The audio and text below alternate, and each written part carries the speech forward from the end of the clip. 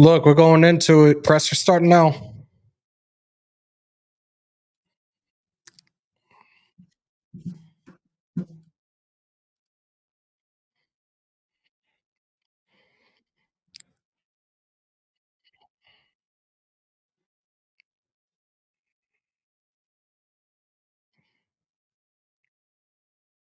Thumbs up so I know you guys can hear AP.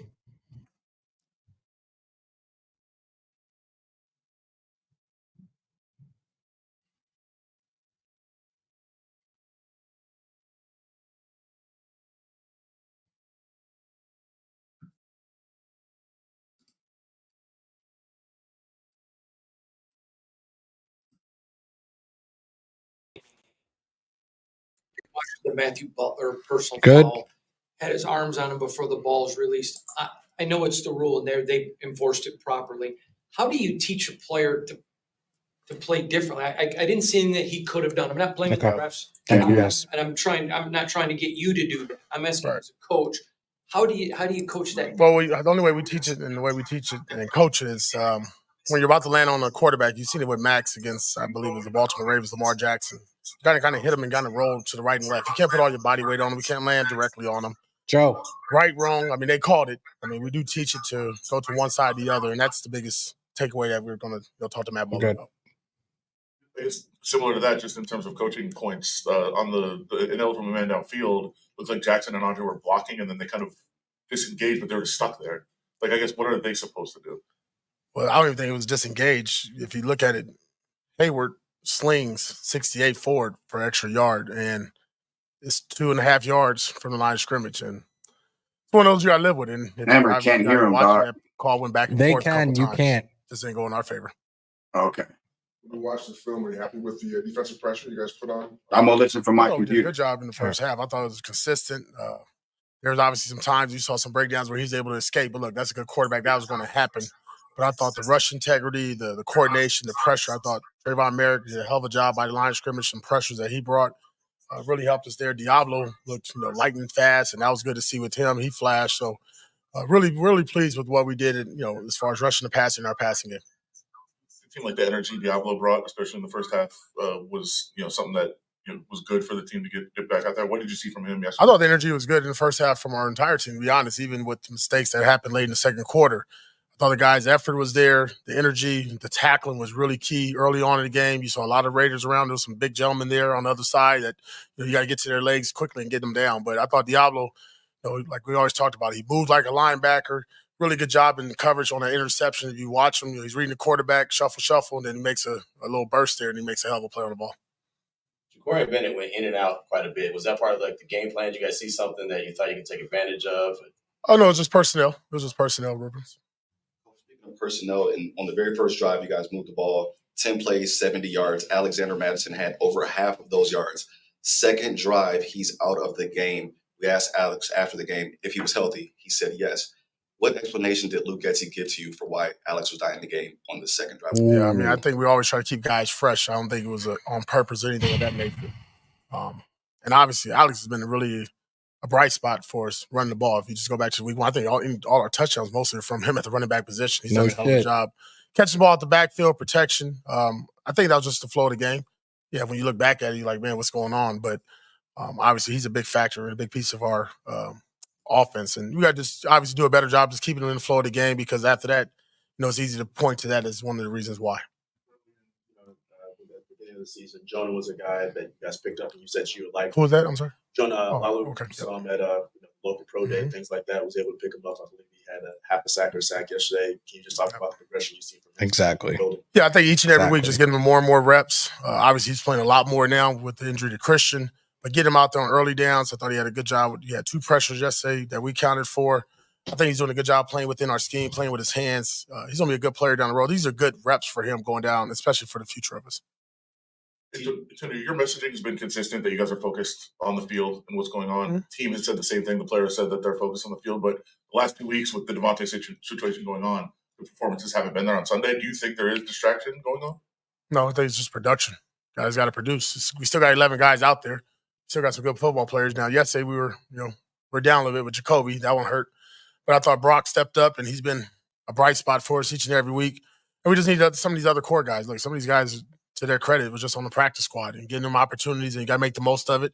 You always want those opportunities, but you got to be detailed, and when they come, you make the most of them. When it comes to Brock, Antonio, has he been more than advertised? Wichita, I mean, obviously taking him 13th overall, you're expecting a lot out of that guy. But in terms of what he's been able to produce, has that been a surprise, or how big of a surprise? I don't think it's a surprise. It's everything you saw on film. It's now in the National Football League, and it's for the Raiders. I mean, hell of a job even on that penalty, right on the holding call, one-hand catch. I mean, the yak. I mean, the things that we're able to do with him. I mean, it makes it tough matchups. And you can see now teams are trying to change up ways that they're defending him. I think with Brock, though, what I love and foremost, if you just watch the running game, just watch him finish guys down the field, out of bounds. There's a clip with him and TJ Watt and the way he finished that run. I mean, that's what makes him unique, because we know how special he is in the passing game, but to then go out there and have that effort in the run game, that's legit. Watching the film, it really looked like Glaze had a very good game. I'm not calling him Anthony Munoz, but for a rookie, how pleased are you with his performance? Yeah, I mean, Watt is a special player.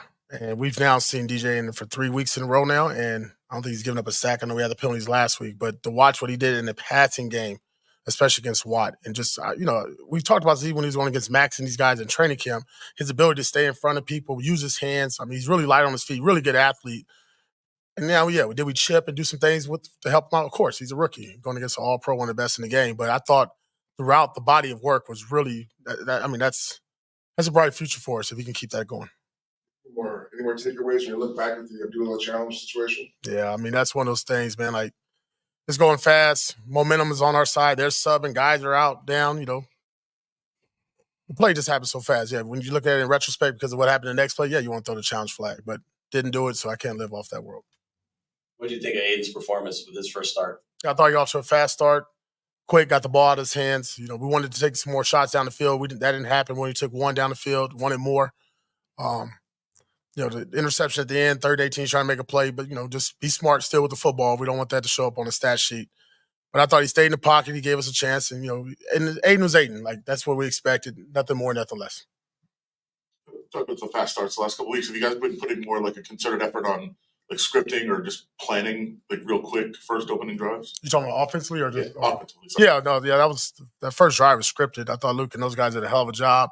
And then you obviously got to make adjustments, right? And they started to make adjustments as well. But yes, that's been the key for us offensively. Having that script, getting guys comfortable, especially the quarterbacks and receivers, knowing what's coming, what they expect. You can walk through that 1,000 times. And the good thing is we put it on paper. What we're struggling at right now is in the second quarter, right? Something's going on late in the second quarter, either turnover or a bad play on defense, and we're not going into the half the way we want to. Snowballing, because that's what it seemed like it was yesterday. One thing led to another. Yeah. Well, I will say that. Holla, city of squalor. A touchdown and then go back even to like the block punt. I think the defense does a good job responding. We're fighting. We got an interception. Again, there was a penalty there that took it back. Guys are battling their asses off, right? They're battling. They're not blinking. They're not flinching. You hear it on the sideline. They're like, AP, we got it. They're telling each other they got it. It's just, you can't have those kind of plays, man. Like, look, you can't turn the ball over and you can't have penalties. That's just the easiest way to lose a football game, and we're doing that. Defensively, then, is it more of a scheme thing? Is it a play calling thing? Is it execution? When you guys hit, like you said, when you're on the script, everything is nice and it's humming. And then once you get off scripts, it seems like things just kind of go sideways a little bit. Yeah. What's going on there? I think it's both. I'm not going to put it on the players. I'll put it on the coaches. It's both. It's hand in hand, right? Because there's a play call that's called in, and it's not always the best play call. It doesn't matter. But it's up to the players to make it the best play call and vice versa, right? So I think as we go in here and I talk to the team, being detailed, doing your job to your best ability, straightening, finishing it, and obviously as a coach and a coordinator, putting your guys in position to make plays. That's what you get paid to do. And we obviously got to find a better way of getting the ball into our playmakers' hands, being more creative. I thought, let's go back just a couple weeks ago. When we needed some explosive runs, we found creative ways to do that. So whatever we got to do as we're battling, guys in and out the lineup to be creative, to create explosive plays, we got to do it throughout the course of the game. You mentioned that block punt. I'm sorry, was that a miscommunication on the line? Yes. Yeah, communication error. Going back to Brock, that's the next step in his development, where teams are focused on him. He's the primary guy. He still may be able to make plays. Say that again. So I think the next step in Brock's development, where opposing teams are kind of focused on him. He's the primary guy they're worried about, and they still can make plays. Yeah, I mean, but you still don't want to force it, though, right? There's still other guys there. Like I said, just other guys stepping up because at the end of the day, look, we're not going to ever not go to Brock. Right now, even when he's covered, he's open. That's how I look at it, right? Tom LaRock, big hands, big mitts. He catches everything around him. So just keep, don't force it. Be smart. And then obviously, if there's something else that's available, take those plays as well.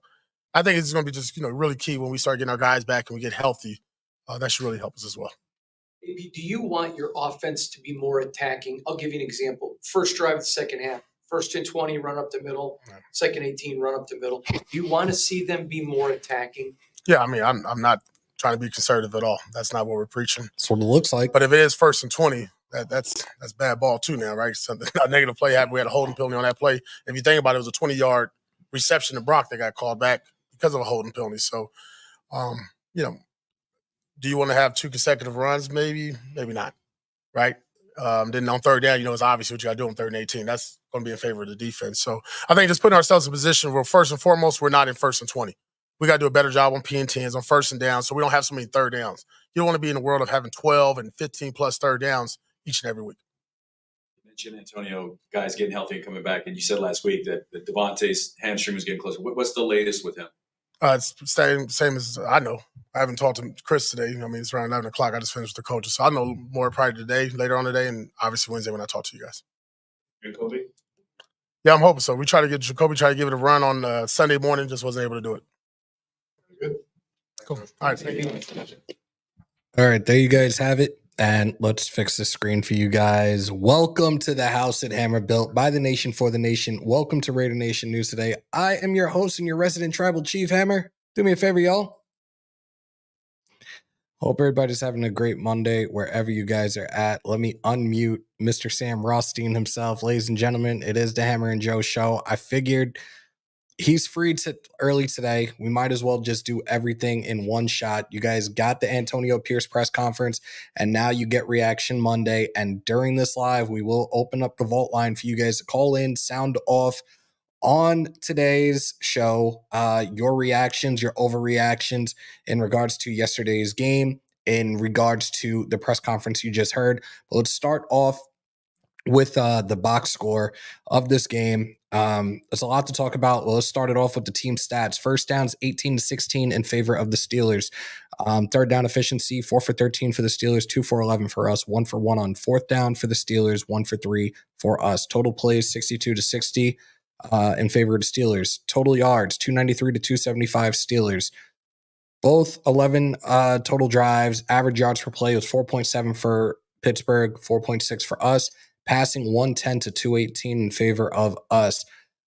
Sacks 3 for 35 for the Steelers, 1 for 9 for us. Rushing 183. We can never seem to stop the run game against any team. 57 for us in total. Embarrassing. Red zone efficiency, 2 for 4 for the Steelers. We were 2 for 3. Penalties, 7 for 50 for Pittsburgh, 4 for 42 for us. We lost 2 fumbles. We had 1 interception. Time possession, 31-51 for the Steelers, 28-09 for us. Now let's move over into the box scores, and we're only talking about us here. Aiden O'Connell making his first start of the season, 27-40, 227 yards, 5.7 on average, 1 touchdown, 1 interception, 1 sack for a loss of 9 yards. QBR 47.7, a rating of 79.9.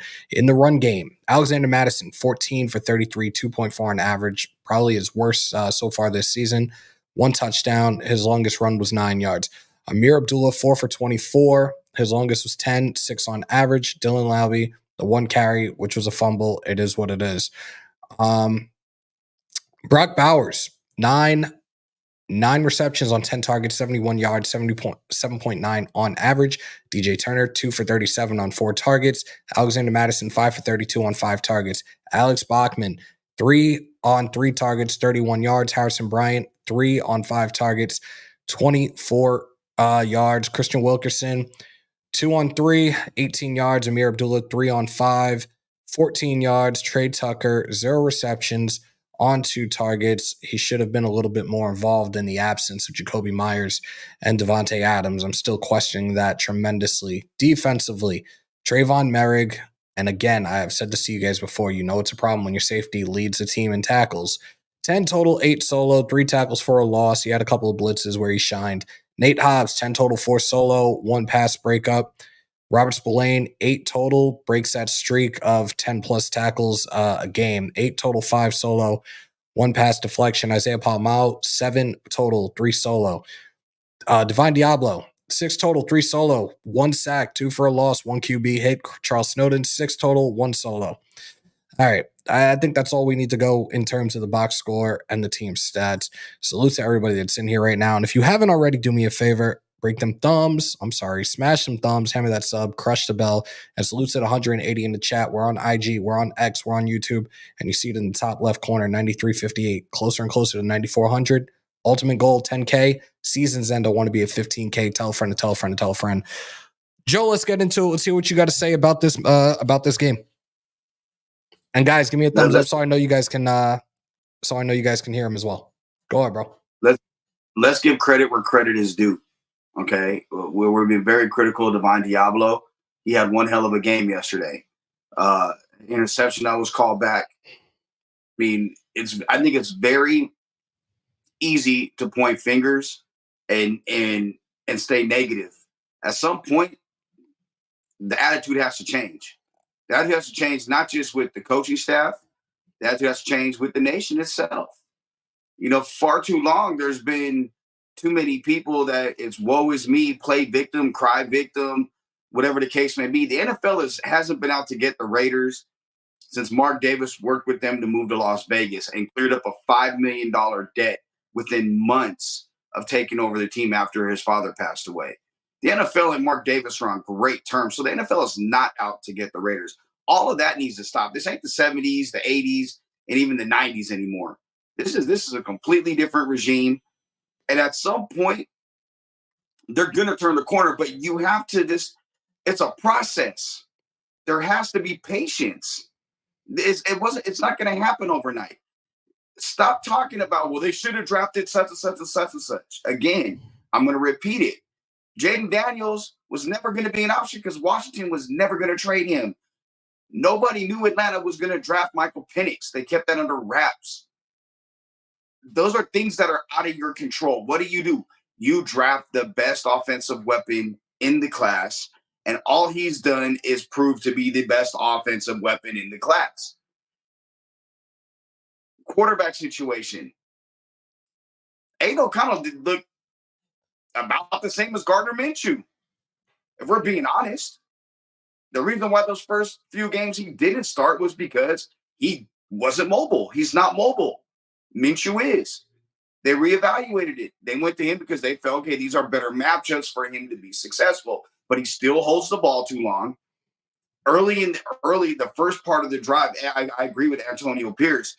The scripted plays, that's a great question by Paul Gutierrez. The scripted plays are doing really, really well. It's the adjustments. He was getting the ball out quicker. But at some point, it's execution. It's not just the coach. Like, you can't just blame Getsy for everything on the offensive side of the ball. At some point, he's not the one blocking and getting holding calls. He's not the one throwing interceptions. He's not the one fumbling. He's not the one that didn't challenge the play that should have been a touchdown. He's not the one that is dropping balls. Now, Madison, that's 100% on somebody on the offensive staff. He should have been in the game more. He is the best running back on the team. The very second drive on offense, you didn't have him in there. And we questioned that during the game yesterday as me and Graf were doing it. And I'm glad that somebody in that room asked that question because it was very disturbing. And a couple of weeks ago, this is probably like after week 2, if I remember correctly, AP said, especially when it came to the running back, whoever had the hot hand was going to be the one that was going to keep carrying the load. He had a very solid first drive. And you put Amir Abdullah in there for a 3-and-out. Why? I mean, I don't know. And but again, now that goes to something else, which I think is overall the biggest problem with the team. Communication. If I'm the head coach and you're my OC, Hammer, and he's not in the game, Hammer, why isn't he in the game? Get him back in the game. You're the head coach. Ultimately, your job is on the line. Period. You can fire an OC, you hire somebody else. Right. But then at some point, it's going to stop, and they're going to look at you. And I think the nation is already looking at AP. If I'm being honest, I see far too many people, was with people all week, talking to people that are already like, man, I don't know. I think it was a bad hire. Now, looking back at it, and we got a whole bunch of things we're gonna get into later, I know, and I'm not gonna like jump on it now because we're talking about the game. But at the end of the day, I mean, they should have beat the Steelers. I thought they're very comparable. But there's another positive. DJ Glaze didn't, and Tristan Kuhn put out the stat. I want to give him credit. Shout out to Raider Scout. Shout out to Raider Scout. No pressures allowed from TJ Watt with DJ Glaze. That's a big deal for the guy that's getting his third career start. For him to be able to lock down arguably the best pass rusher in the NFL, that's a big deal. So for me, there's some positives in that. But again, the coaching staff weren't the ones that weren't at training camp. The coaching staffs weren't the ones missing training camp because they were injured. The coaching staff weren't the ones that wanted another contract. These are all things that are out of the coach's control. They can't control if Colton Miller's hurt in practicing. They can't control if Devontae Adams' wife is giving birth to a baby or not. That's out of your control. But you can communicate in Tay's instance to see, okay, we need a time frame of when you're going to be here. Salute to Demokes in the chat. He said, so play design behind the line is not on him. Having your plays ready and knowing your play called not on Getsy. Running in shotgun at the one is not Getsy. And we talked about that on the phone. That shit blew my mind. And during the game, and those that are in here that were watching us yesterday can attest to this when I said this. I said, either you go with the tush push and have Bowers just push O'Connell over the goal line, or you go a fullback dive. Instead, you go into a shotgun formation and fumble it at the goal line. Like, make it make sense. Who's to blame on that? AP, because he should have challenged the play. You don't go rushing up to the line of scrimmage. That's who it is. Whoever's in charge of replay is the one that should be in the air. Hold on. It looked like he was in the red. It looked like he got in. Throw the red flag before you do anything. And look, I'm an offensive guy. Look at the majority of the NFL. Other than Philly and a couple other teams that will do that, go into the tush push or just basically it's a quarterback sneak. I'm not going to call it something that's different. It's a quarterback sneak. Everything's run out of shotgun. It's the norm. So let's get, again, as much as it's common sense to you, me, everybody watching, nowadays it's not common sense to these players or these coaches because they run everything out of gun. So let's get out of the mind state. Well, you can't run gun inside the 5. No, I've watched teams run gun outside the 5 and be highly efficient in the red zone. It was a great play by TJ Watt to cause the fumble. Sometimes, not even sometimes, great players make great plays. Period. Which he caused 2 yesterday. He punched the ball out twice, one on Amir and one on Dylan Laube, which everybody's going crazy already about Dylan Laube. Oh, send him to the practice squad. Oh, cut him, da-da-da-da-da. Minshew, Abdullah, White, Laube, they have all fumbled at least once this year. And I think it was, oh my God, what's his name? Is it Levi Damien? Bro, I apologize, but I said what I said. I responded to your tweet earlier. I'm like, what is your point? Each of these guys have had a fumble as well this year. So don't start shitting on a kid who just got his first real opportunity in a regular season game and got the ball punched out by one of the elite pass rushers in the league right now. Like, everybody right away, cut him, send him to the practice squad, get rid of him. Come on, guys. No, I wouldn't cut him, but here's what I would do. I would have liked him to get another carry at some point real quick. Just say, hey, kid, get it back. Like you pull him and not play him. I think that's more detrimental to a player than it is anything else. Give him, let him get back. Just one carry.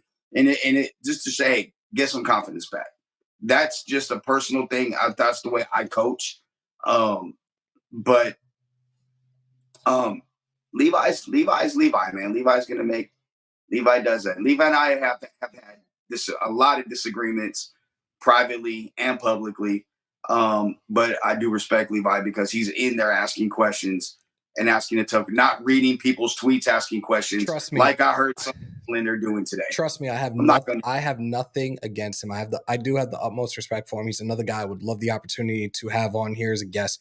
But like to see that, I'm just like, come on, bro. Like, really, why would you even? You're gonna start more shit and have the Raider fans come in and do the same thing. Get rid of him, cut him, blah, blah, blah, blah, blah. Like, come on. Yes, he and somebody just asked, didn't he fumble in the preseason? Yes, he fumbled in the preseason as well. Yes, he did. I'm not gonna not say I didn't see that. Yes, he did fumble in the preseason as well. I mean, but okay, and he's definitely not the player I'm gonna name, but Adrian Peterson was one of the most fumbleitis running backs in NFL history. So was Tiki Barber. You can get better off. That's correctable if you work at it. It's how you hold it, knowing when to cover up, things of that nature. Okay, it's not. It was a play where he's running, the ball's here, and a big fist from TJ Watt comes right here, and you don't expect it. It happens. It is what it is. But here's the thing, and Hammer, it goes to this point. We talked about it on the phone this morning, you and I. There comes a point where you have to stop being the victim. You have to stop trying to blame everybody else or create manufacture and create drama, because that's what you've done as an organization and as a fan base your entire life. Like, I've watched the Raiders since the late 70s, early 80s. I was at the Coliseum in the 80s and 90s watching games. There's always drama. Dan Marino wasn't drafted by the Raiders because Al Davis was too busy suing the NFL. He couldn't make the trade for John Elway that same day because the NFL blocked the trade.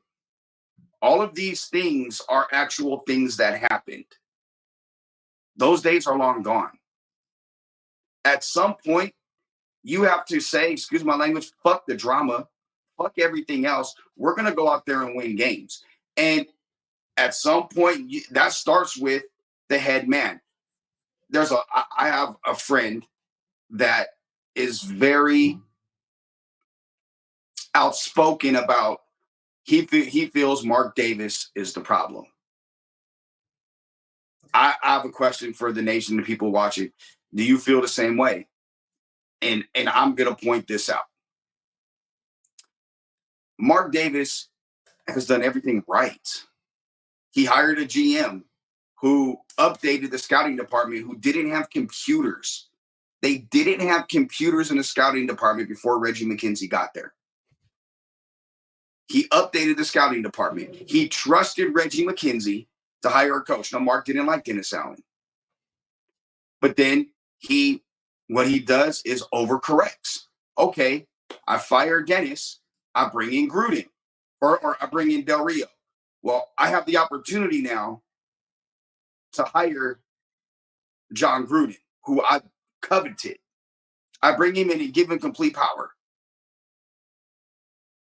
He really didn't want to fire him. The NFL situation happened. Okay, so he is removed. And then you bring in what you think. Well, you have Bisaccia. I know this is long, and I apologize. You bring in Bisaccia, who the players love, but it's like, no, I can't just listen to the players because they're players for a reason. They're short-sighted. They don't see the whole picture. Right. They see right here. Then you bring in two people from an organization that is arguably the most consistent organization in the NFL, or has been. And on top of that, they were guys that other NFL teams were talking to about coming as a tandem to be a head coach. McDaniels was damn near Green Bay's head coach the year LaFleur got the job, until he answered a question a little too honestly in the interview. So he had reestablished himself as a head coaching candidate. That didn't work out. So what does he do? Overcorrects. Okay, I didn't listen to them with Bisaccia. Now I'm going to listen to them with AP. Right? And you see where this is going. Now people fire AP. You can't change a coach every single year and expect to win. You have to stick with something and let them see the plan through. Tom Telesco's been on a job, what, 7 months? Yeah. And, they need to fire Telesco. For what? Because he didn't draft Michael Penix, who wasn't available at pick 13? You know what? Somebody brought this up, and look, we had this conversation over the phone, so you might as well respond to this one. McDaniels was trash even in Denver. MFers got caught cheating. What were you saying about Josh McDaniels when we were on the phone earlier today? So because he got fired, he should never be hired again. Well, if that's the case, Bill Belichick never would have been a head coach because he got fired in Cleveland. There's been plenty of coaches that have been fired from other jobs and never and turned around and got better at the second job. It's a learning process. He went back. He went to the Rams for a year, I believe, and then he went back to New England, and he learned. He matured. What happened was he got here, and again, things aren't always what they seem. And he kind of reverted back. Okay, but you didn't know that. No one's a fortune teller. When that hire, I'll tell you what, at that press conference he had, his opening press conference, he won the room. Everybody in there was like, damn, he sounds like a changed man. So to me, it's dumb. So Mike Ditka got fired from the Bears. The Saints shouldn't have hired him. Jimmy Johnson got fired from the Cowboys. The Dolphins shouldn't have hired him. Hey, Nick Saban has bounced around. Just should have hired him. I mean, the shit happens. It is what it is. But I mean, but fans aren't in the interview process. They're not speaking with the other teams and the other coaches and the agencies and the people that hire. There's a whole process that's involved in it. I'm not defending McDaniels. I'm making that clear. But did McDaniels get drunk and kill somebody in a car crash? Did McDaniels draft Damon Arnett? I think, I know I was told, they knew they were going to start a different process to rebuild the team. Trading for Devontae Adams sped that up and changed the direction they wanted to go. It went from we're going to rebuild it and build this team slowly back to what we think it can be to we're going to win now because we have Devontae Adams. Right. And I'll say this. All personal feelings aside, Derek Carr stopped the bleeding at the quarterback position that was just coming out profusely since Rich Gannon. And I don't think he gets enough credit for that. Now, whether or not he was good, I think his career changed when he broke his leg against Indianapolis. Yeah. A lot of people have said that. A lot of people have said that since that incident, since that injury, like things had changed for him, especially being in the pocket a lot. He was definitely, it's that mental thing. And I've had that conversation with people before. Like there's certain injuries that players encounter that it's very, very difficult to overcome the mind over matter process in terms of you're healed, but the what ifs are still there. Like I used to have it a lot, especially with the hamstring injuries.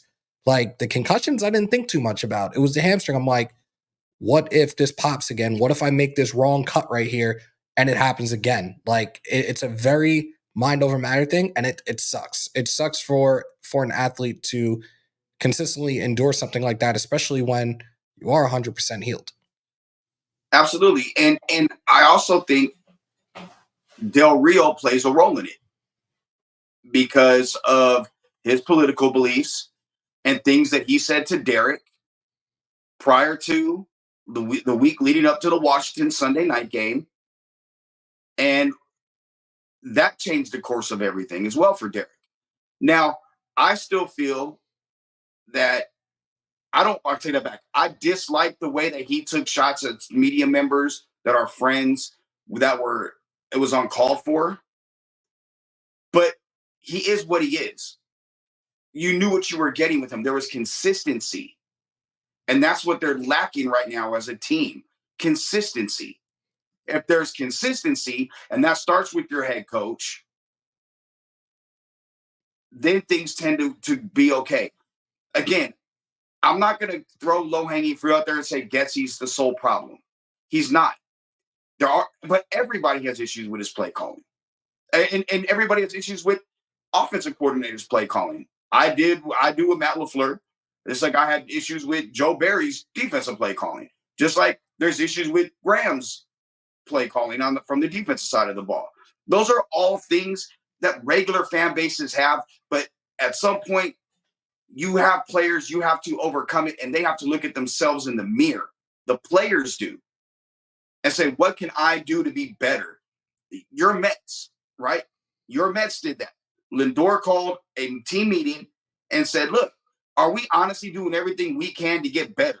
When they were the worst team in baseball in May. And since then, record-wise, they were the best team in baseball because they had a hard look at themselves and their leadership spoke up from the player standpoint.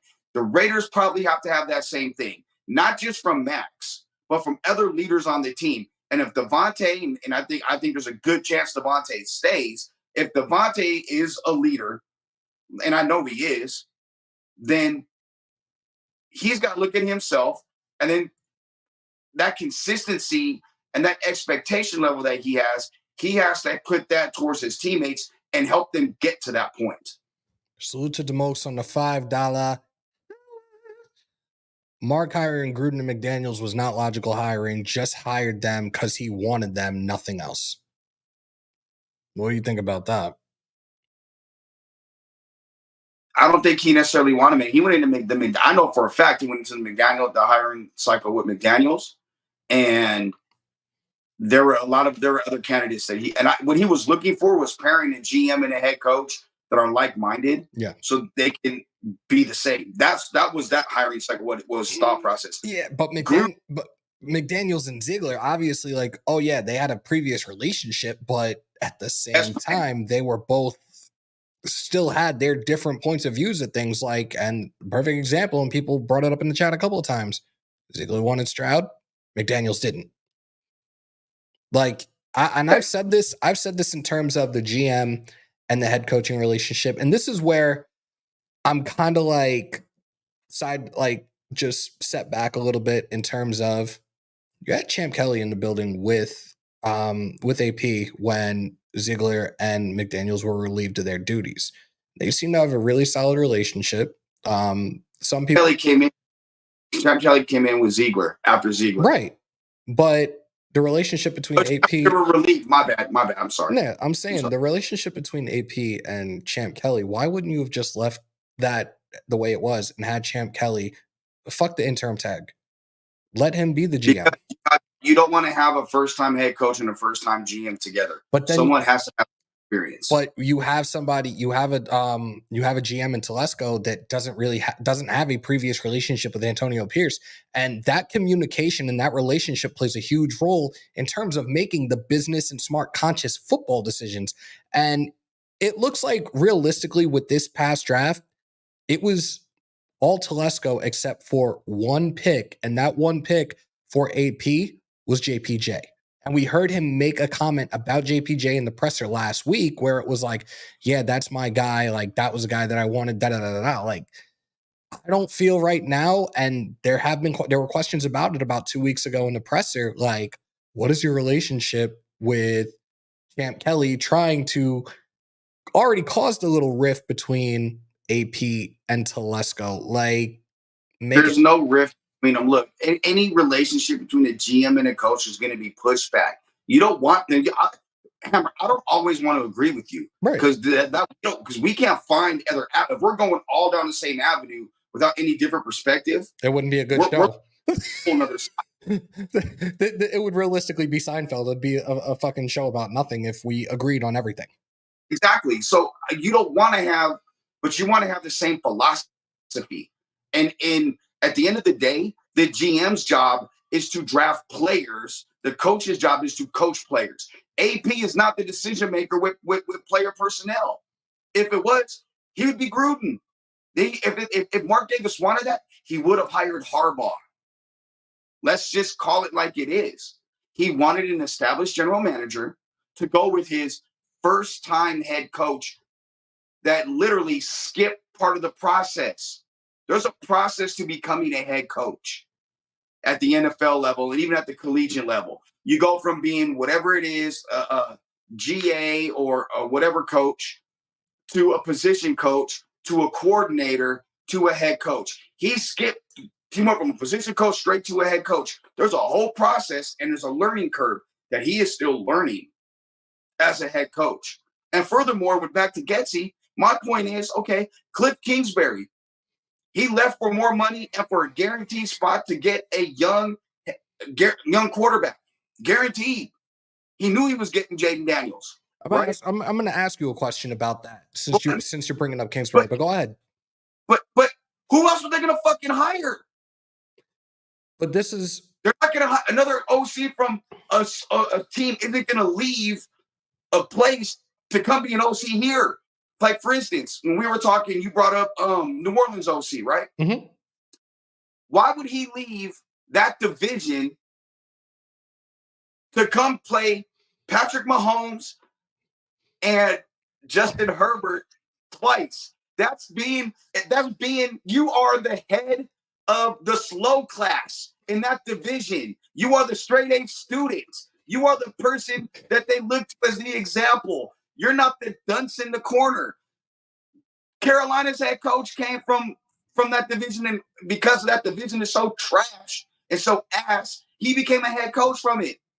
Why would he leave that to come play the Chiefs and the Chargers 4 times a year? Now you're the dunce in the corner in a regular class. Yeah.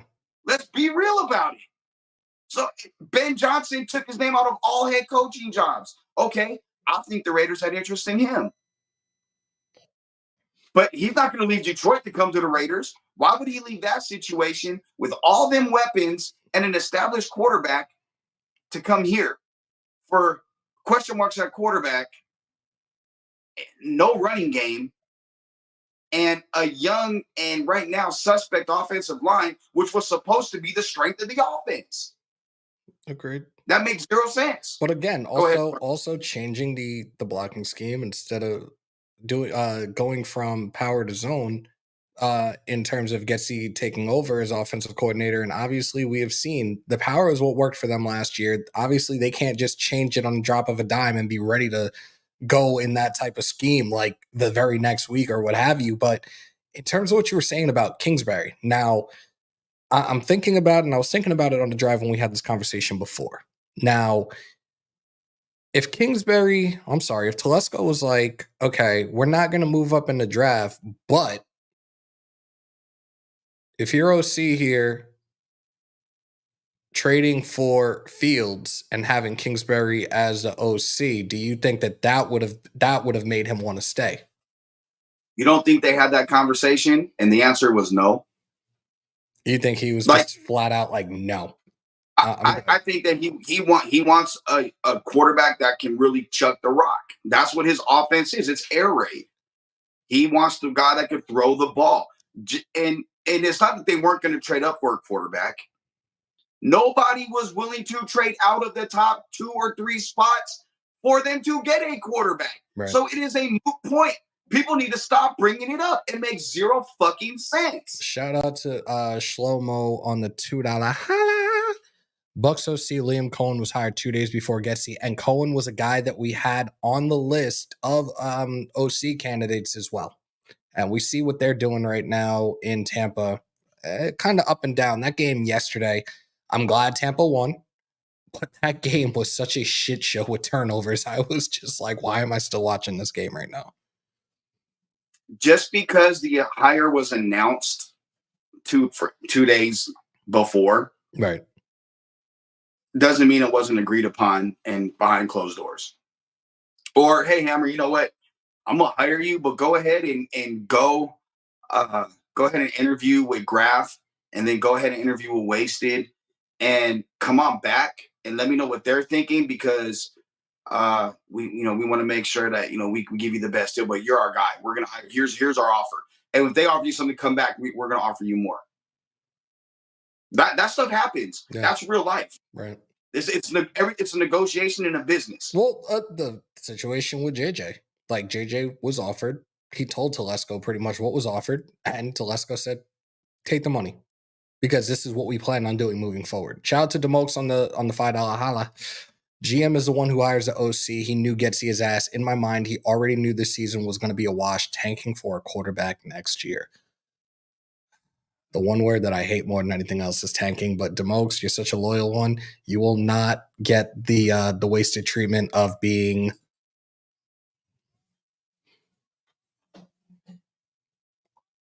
Don't worry, I'm not gonna get rid of you, brother.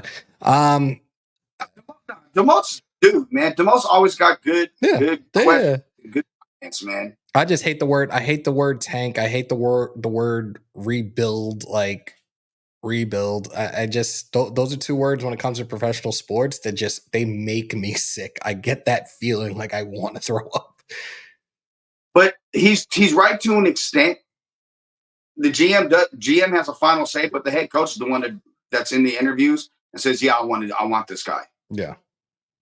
And I don't know where Getsy's relationship with Telesco was, because Telesco was in Buffalo, Carolina, the Colts, and with the Chargers. Getsy was with Green Bay, Mississippi State, Green Bay, Chicago. Yeah. So I don't know where that relationship. Where the relationship is at. And I was looking at something earlier this morning. They're talking about this whole thing with Tom Brady and the minority ownership. Now, this has been dragged. I'm not gonna sugarcoat this shit. Like, this has been dragged by the league, by the owners for nearly 2 years. That vote has not happened yet. But yet they're talking about this whole thing with, oh, it's going to be awkward if he's a minority owner. Like, he shouldn't be calling games. He can't do this. He can't do that. Like, y'all haven't even approved it yet. What is it even? Why is it even a topic of conversation at this point? It's approved. Look, here's how the NFL works. If it is on the agenda at a league meeting, it's approved. But it's been on the agenda at every single meeting for almost 2 years now. The discussion part of it was. The approval part hasn't been. There were issues with some of the finances, with some of the dealings that Brady had going from this. I think he lost a certain amount of money in crypto, and some other whatever it was. They wanted to make sure that was cool. Plus, they didn't want his money and Richard Seymour's money tied up. They're both going to be approved for the 10% ownership, and plus, I believe. Well, I can't say that part, but. Sorry, I rethink that for a minute. You're good, but it's already happening. It's a done deal. Tuesday morning, by this time, Tom Brady will be a minority owner of the Raiders. Is there a league? There's a league meeting tomorrow. Yeah, tomorrow morning. There's a meeting tomorrow. So it's done tomorrow. We'll see. That's why the finance committee approved everything over the weekend, and when they approve something, the league approves it. So I think there's a call or some type of meeting tomorrow, Tuesday morning, that it's going through. I know there was a guy that he had him and this other partner of his were going to go in for this ownership stake, but that guy has been since removed, and now it's Brady with like $310 million or something like that with the minority ownership stake. So if it happens, it happens at this point. Like I said, I feel like it's been dragged out way too long. Every time I've seen on the calendar for a league meeting, I'm sitting there, I'm anticipating, I'm waiting to hear like an hour or two after it's official. He has the minority ownership stake, but it is what it is. And you guys might lose. We're not losing Crosby. We are not losing Crosby. And that was another thing I wanted to talk about today. We have a lot to talk about, and we've only been on 49 minutes, but we have yet to scratch the surface with this live. We had so much conversation on the phone when I was driving home that I was like, yo, this is going to be perfect for content. And I don't want to leave anything out with anything we talked about. But last night, a lot of people are up in arms with the shove on Mike Caldwell by Max Crosby. And you and I talked about this. Now, there have been talks all over the Twitter sphere and all these other social media platforms in terms of Aiden Hutchinson, the edge rusher for the Detroit Lions, he broke his tibia and his fibula in that game yesterday against Dallas. He is out for the year. Everybody right away, they're going to go after Max Crosby. Go, bro. Let it. It may be long. It may be longer than a said, year. They said recovery is 6 to 8 months. Yeah, but I got a rod and 8 screws in my arm, and I know I'm not the caliber Aiden Hutchinson is as an athlete. And my recovery is supposed to be six to 8 months, and my shit ain't never been the same. So, and that injury looked like one of those. Remember those little snap things that you would go like this on your wrist? The snap bracelets. Yeah, that's what it looked like. I never saw the video, and I'm glad that I haven't, because stuff like that. I used to be like, oh, I can deal with it, but some of the stuff when it's really, really that bad, like my stomach will turn. I'm like, no, like there's times where I'll see like knee injuries, and I can tell you right off the bat like what he blew in his knee. But when it comes to like a fracture like that, or I can't look at shit like that. Shit is just, I got a weak stomach for shit like that. But in terms of Max, everybody's up in arms about, yeah, he's going to go to the Lions now.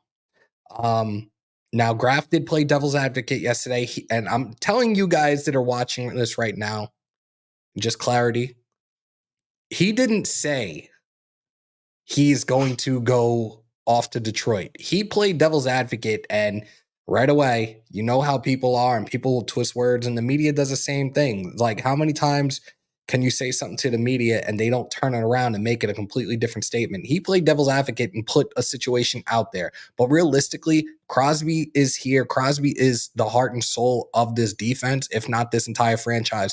I love everything this man does on and off the field.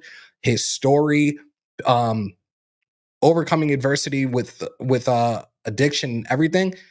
He wants to be here, and he wants to be a Raider for life. I don't see in any way, shape, or form that he is traded to any team, let alone Detroit. Apparently, there were offers out there before, and the Raiders hung up. Go ahead, bro. Adam Schefter on McAfee today said that Detroit called the Raiders and offered a number 1, and the Raiders laughed. And that was in the offseason. That's not happening. Max Crosby's not getting traded for a couple reasons. One, what he means to the team. First of all, he is a cornerstone of their defense. They signed Christian Wilkins to pair him with Max Crosby to be cornerstones of the defense for not just this season, but the foreseeable future. 2, there is a $25 million cap hit. So let's just say the Raiders trade Davante Adams to the Jets on Wednesday. And let's just say they trade Max Crosby to the Lions on Thursday. That's $50 million in cap hits. Are the Raiders going to do that? Hell no. Why would you go from having an elite defensive player at a premium position that is about to hit his prime? Why would you trade him to rebuild? You would want to keep him unless he comes to you and says, I want out. He doesn't want out. That is not happening. Schefter said it's not happening. There's no talks of such. All you people on Twitter that say that shit, you part of the problem, creating drama and manifesting and starting to create this stuff. And then you got grifters writing about it. It's frustrating to hear that at times. And John, but what exactly is it? Because I see you in the comments, and now I want you to give me some clarity on this, because I please refresh my memory. I'm trying to find you in the chat, but I can't seem to find you in the chat. What exactly is it that I say? What exactly is it that I said about Davante Adams? Just out of curiosity, please refresh my memory, enlighten me. I'm just very, very curious to see what exactly it was that I said. Crispin, who said what? Something that I apparently said about Davante Adams. I just want to see I want to see what it was that I allegedly said and see if I can clarify that. Crispin, Graf shouldn't have even brought it up. Crispin, it was brought up already all over social media when the incident actually happened yesterday during the game. So don't please. Well, no, but hold on, Hammer. I had to ask you about it though. Right, you did. Like this morning, like we were talking, I'm like, why did Graf say that? I mean, But I see his the tweet. exact words were, because we were all live when it happened. We jumped on Wasted's post game rant, and he said, "Let's play devil's advocate," before he even put it out there. And again, this is how people are. You don't listen completely, or you got something in your ear that you misinterpret or twist the words of what somebody says. It's happened to me plenty of times, and I've had to check people on several occasions when that has happened, because I don't ever want it to. I've been doing this for 4 years, and I've said this time and time again. I'm not afraid to call shit out the way I see it. And at the same time, if you're doing good, I'm gonna give you your credit where your credit's due. But don't ever try to twist my words and say I said something when I know for a fact that I didn't say it. If you got to go and throw that red flag and rewatch the tape yourself, then you can get the clear, concise response or the clear, concise quote statements that I have made on my platform. But don't ever try to twist my words around, because that's one thing I can't fucking stand. Yeah, I see someone in the chat said something that Devontae don't want to play for the worst owner in pro. Him and Mark Davis are really close. This is what you guys don't understand. Mark Davis is beloved by the players because Mark takes care of them. Mark is, out of any owner in the NFL, and you can say maybe professional sports, Mark Davis is the most genuine, authentic owner, and especially to his players. There's genuine love. Yeah. Now, when they cross him and do other shit, that's different. Mm-hmm. But he also understands business from personal. So, like, all this Mark Davis hate, I get people being frustrated, but again, like, he's taking the team from being the 31st value to the top 5. He gave them their own freaking stadium in their own market. We're gonna talk about that. His stuff his dad couldn't do. We're gonna talk about that in a minute. I do see now. I see it in here. Jamba said it was only about how you like Devontae, but he ended up asking for a trade. And again, I've said this time and time again. At the end of the day, it's a business. Now, yes, I like Devontae, and I've said this to Joe as well. I like Devontae Adams. I have players that I admire even when they're playing for other teams, not just us. And I respected the hell out of Devontae Adams' game. Josh Jacobs, I told him dead to his face the first time I ever met him. Dude, before we drafted you, I wanted you in silver and black. I coined you baby beast mode before you came here. This was at the Pro Bowl, and I told him straight up, I want you to finish your career here. This was at the end of his contract before he got that tag, and he said he wanted to finish his career here. Those that wanted to flip the script and be like, oh, he took the money and he ran. Oh, he didn't even give us a proper farewell. I gave you guys the truth on exactly why he's no longer here. Y'all cannot do that and try to flip what I say around because I know what I say. A lot of times I will remember what I said, concussions and all. My short-term memory might not be there all the time, but when it comes to my team, when it comes to sports, that shit has been embedded in me since I was a little kid. So there's things that I will remember when it comes to sports that you can never say, oh, you said this. And talking about Mark Davis, because this was another conversation that we had, and let's move on into this. Las Vegas has started to slowly become Titletown USA. You have the Las Vegas Golden Knights, who have a Stanley Cup under their belt. 7 years of existence in the league. I think it was 6 years in. No, this is year 8. So I think 6 years into the league, they got a Stanley Cup. The Las Vegas Aces, who are owned by Mark Davis, his second baby, they have a WNBA title. 2. That's right. I'm sorry. 2. They were going for the three-peat. They have 2. They were going for the three-peat this year and unfortunately got eliminated by that team. Whatever.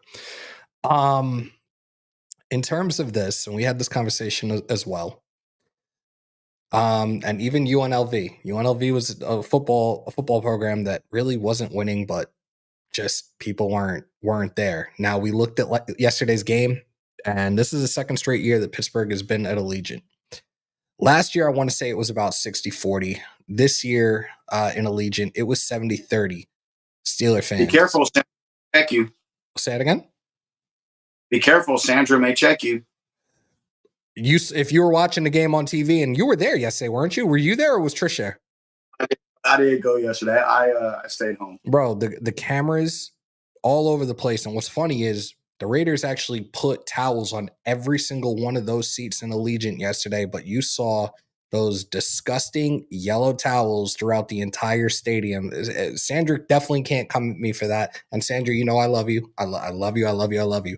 But yesterday, it was just it was bombarded by Steeler fans. Now, we had this conversation on the phone. Give us the reason why our home, our palace, seems to be just overpopulated by opposing teams. Because they're losing. Las Vegas don't support losers. Period. Golden Knights game. Now, the Golden Knights, and I think this is deplorable, but it's just simply factual. You could, before 1 October, the Route 91 shooting, earlier that day, there was a Golden Knights preseason game. You could get tickets for $12. Good seats, and nobody was showing up. After that, they marketed the hell out of it. And next thing you know, and they won. Next thing you know, it's a sellout. They have a sellout streak going on. Now it's one of the toughest places to play in the NHL. The Aces came. They were doing well. They were a good team, a playoff team. But actually, take that back. Lambeers last year, they failed to make the playoffs. And you could get seats anywhere. Literally, TQ and Trish would get up and walk around and sit in seats, but off the floor and take their pictures or whatever. I would go sit in the stands sometimes to get off radio, get off the media section just because I want to go hang out with people. Now it's a sellout, and there are times they're putting the media up in the 400 level of the stadium to shoot. They have to shoot downward. The UNLV, they're 4-1 this year or 5-1 this year. Last year, they won 9 games, went to a bowl for the first time since 2013. This year, they're about to clinch a bowl berth this week, it looks like. For the first time, other than in the Mountain West Championship game, there was over 30,000 people, 31,000 people at Allegiant Stadium when they played their last home game against Syracuse. So Las Vegas don't support losers. When the Raiders start winning, those tickets will be harder to come by, and they're already the most expensive tickets in the NFL. And here's the other thing, and let's be real about this. Mark Davis is the one reselling the tickets. Those are Raiders season ticket holders. So let's again put the blame on where the blame belongs. It's not Mark Davis. Uh-oh, you froze up. Uh-oh. Oh, my bad. Damn. We just temporarily lost. Can you hear me still? Yeah, we can hear you, but we can't see you. You guys are lucky. Oh God, here we go. All right, there he is. All right, go ahead. But yeah, but the season ticket holders are the ones selling the tickets. The people who own the tickets are some. I have a friend who's got tickets, and he says, "I'm not going to do another game. I'm selling the tickets. I don't want to watch a trash ass team play." And he's been a Raider fan his entire life. So how is that Mark Davis's fault? Please explain that. Because it's not Oakland, where tickets were way cheaper. The team wasn't winning, but people were going to games. And but the stadium was trash. The locker room, everything about it was trash, other than the tailgating and the environment. But they're not winning. Shout out to our resident senior citizen GM Walt. Anybody think Mark Davis is losing sleep, getting rich, and still losing? Nope. And again, like I said, he's got his other precious baby that is winning, but you gotta change it here. Like, this is, if we were winning, if we were continuously perennial playoff team year in, year out, like, look, you guys would want to be in the building. You would have players that want to be part of something special and be part of this, but until that happens, it's not going to change right now. Like, and it sucks. It hurts me to say that because I've been out there 8 times in the last 2 years, man. And not a lot of them were games. It was like doing the draft watch parties and stuff. I went to that home opener last year against the Steelers on that Sunday night game. We lost, but then I went to the season finale against the Broncos and we won. And it was a great feeling in there, but you still see a decent amount of the opposing team in there, which sucked. But Let's move on. Go ahead. Flip the comment from Gary Richardson real quick. From who? Right underneath Joseph Rivas and above Daniel Mark Caps. Davis hiring wrong people like GM. Open eyes, bro. Okay. So you as a fan are going to a game to watch the GM or the head coach or the team president or the assistant GM? How about this? How about the PR guy? Or how about the season ticket holder? You go to watch the players on the field and the product. And if you thought this product was going to win 12, 13 games, whatever you're on, give me that edible right now, because I need that in my life. Yeah, we're gonna open this up for you guys. Wait, hold on. Go ahead. I got one more thing. I'm gonna get personal real quick, Hammer. I told you this on the phone. Yep. I'm making no bones. I'm a Packer fan. I'm wearing my Packer hoodie today. I'm a proud Packer fan, right? I'm 47 years old. I've been a Packer fan. I remember my first football game in 1979, 1980. Lynn Dickey was the Packers quarterback. The only time I watched my team play on TV, living in California, was once a year if they weren't coming to LA. And that was if they played on Thanksgiving against the Lions. It was the epitome of horrible football. Everything about it, organizationally, everything across the board. It wasn't until Ron Wolf came and said, fuck all the dumb shit. I'm gonna hire who I want because I'm running this. And we're gonna bring in the guys that I want. And when that happened, it changed the culture. There has to be a culture shift. Fans weren't showing up to Lambeau like they were. That started in the early 90s, 91, 92, when Favre and White got there. So it's the same thing here. There has to be a process. There's no quick fix to this. There was decades of ineptitude with the team. The thing is with us, they don't give it. And look, I'm sorry, guys. Like I'm trying to be as honest as possible when I say this. They're not giving these guys that are in their positions, whether it be in the GM or the head coach, a decent period of time to really build. Like, and then every time it happens, it goes to shit, and we end up going backwards or being set back a couple of years. Like, I know you guys are sick of hearing about the whole Stroud thing, but then like also Khalil Mack being traded, just certain situations. Who turned down money from the Raiders? Say it again. Like, people don't want to talk about that. Khalil turned down more money from the Raiders. Gruden didn't want to trade him. He didn't want to be there. Khalil didn't want to be there. Is that the Raiders' fault? No. They offered him more money. Oh, my bad. I didn't think about it. But they offered him more money. You see a little bubble pop up? Yeah, that's the iPhone thing, because it does it on the Mac too. Like if I were to do it the right way, it'll pop up. Probably not today. It doesn't want to cooperate with me. But Khalil Mack didn't want to be there. Carr breaking his lower leg and then breaking part of his back. Is that the Raiders' fault? Is it the Raiders' fault that their head coach political beliefs started to interfere with his coaching ability and affected the entire team? Is it the Raiders' fault that John Gruden had those emails? Is it the Raiders' fault that John Gruden wanted Damon Arnett instead of trading back with the team, and they could have probably taken him there if they still wanted him? Is it the Raiders' fault that Henry Ruggs decided to drive drunk for the first time in his life and kill somebody? I mean, those are things that are out of their control. So it's not Mark Davis's fault. McDaniels, again, that's a name that other teams were looking at as a potential head coach. Like, come on, like there at some point, the finger pointing at Mark Davis, the buck. Okay, it stops with the owner, but you're acting like he's the guy that doesn't put money out.